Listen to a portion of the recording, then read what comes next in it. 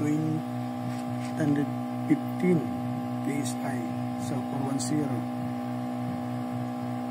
At saka yung ampere niya is 5.0. Yan mga kapiyon ko.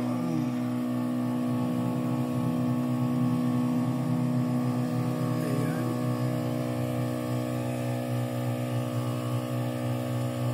Ayan mga kapiyon ko. So ang current is 5.5 mga kapiyon ko.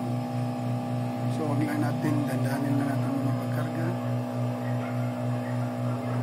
So ang kailangan is ang karga natin is makuha na natin ng 115 to 120 PSI karga natin ng 410. So ayan, obserbahan natin mga kapiyon ko.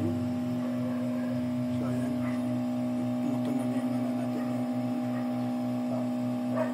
piso na yan letter. So ayan mga kapiyon ko, madali lang magdagdag o magkarga ng refrigerant. So madali lang, connect mo lang yung sa suction line ang ating connection yung low side at saka yung service cord na service hose na yan papuntang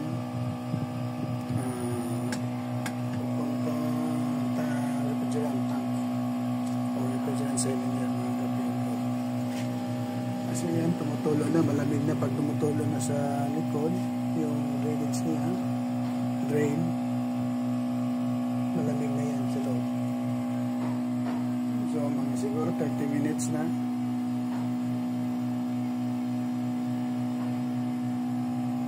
Ayan mga kapiyon ko. Maraming salamat sa panonood. Kung may tanong kayo,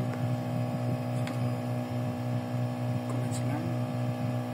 At sa mga baguhan na video natin. So magtanong kayo yung paano pag-charge ng refrigerant 410A. So dandahanin lang, huwag lang biglaan.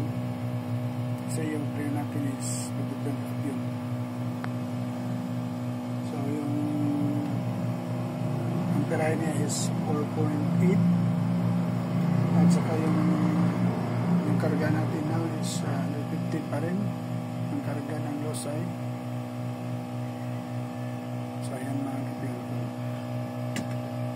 So depende sa refrigerant, depende ng karga niya. So iba-iba ang klase ng iba-ibang karga.